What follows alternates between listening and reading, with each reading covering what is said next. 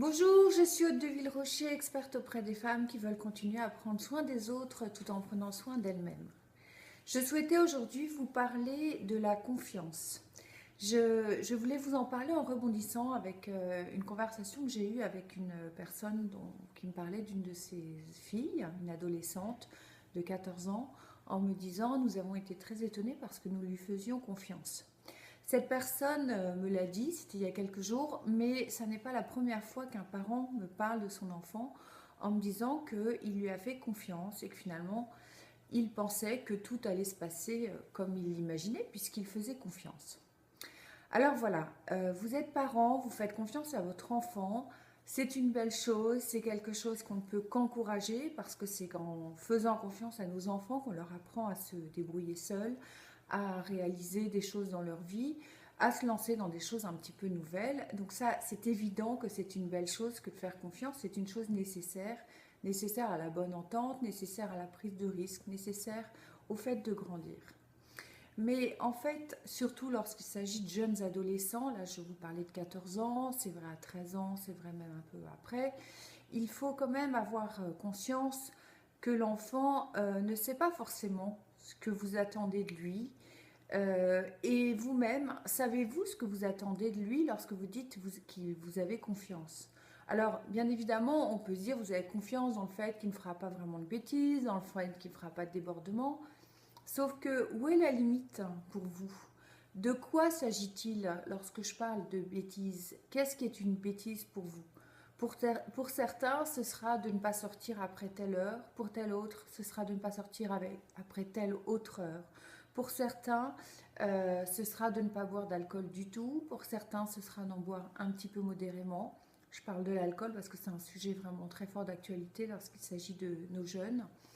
Euh, Qu'est-ce que ça va être? Faire confiance, ça va être, excusez-moi, prendre tel ou tel avoir tel ou tel type d'activité avec des amis.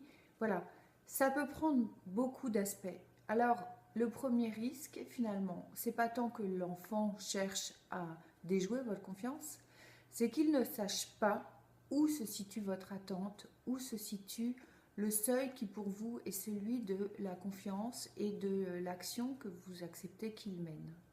Donc prenez vraiment, vraiment le temps de définir, voilà, je suis d'accord pour que tu ailles à tel endroit, avec telle condition, avec tel ou tel accès à tel produit.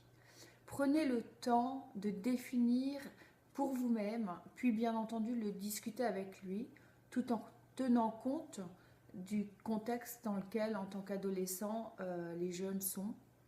C'est-à-dire qu'il y a les critères des autres parents, il y a leurs critères à eux, il y a vos critères à vous. Non pas bien sûr pour vous renoncer à vos propres critères, mais en tout cas prendre vos décisions de manière éclairée et permettre à votre adolescent de se positionner de manière éclairée. Alors, il y a les adolescents qui ne savent pas ce qui est attendu par les parents et qui vont donc finalement enfreindre certaines limites sans en avoir vraiment conscience et sans avoir l'impression de trahir la confiance de leurs parents.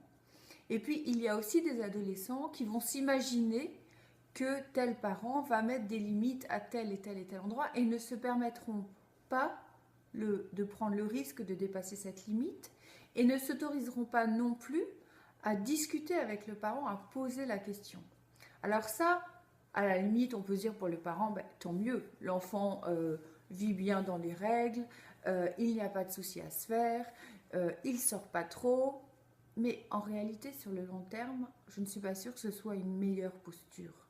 Parce que finalement, à s'auto-censurer de la sorte, l'enfant se prive de différentes expériences qui sont formatrices pour lui dans la vie.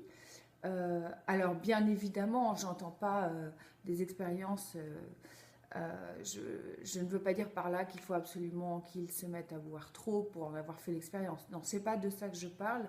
C'est l'expérience de expérimenter la relation aux autres, expérimenter éventuellement de se positionner différemment des autres, expérimenter de voir qu'un tel a une attitude qui ne nous convient pas et comment est-ce que je me positionne par rapport à ça.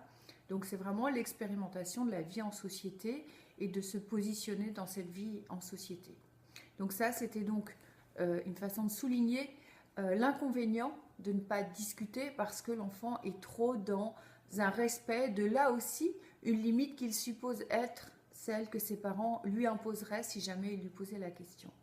Donc si vous pouvez retenir un petit truc de cette vidéo d'aujourd'hui, c'est vraiment prenez le temps de définir où se situent les seuils de votre tolérance, de ce que vous acceptez ou de ce que vous n'acceptez pas.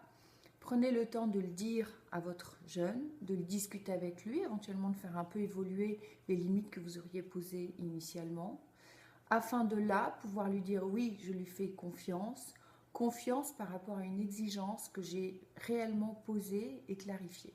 Cela vous évitera la déconvenue d'avoir l'impression que cette confiance a été trahie, ce qui est quand même une blessure, et puis cela vous évitera aussi de découvrir que votre enfant est en dehors des clous de vos souhaits, alors que finalement vos souhaits n'ont pas été extrêmement exprimés.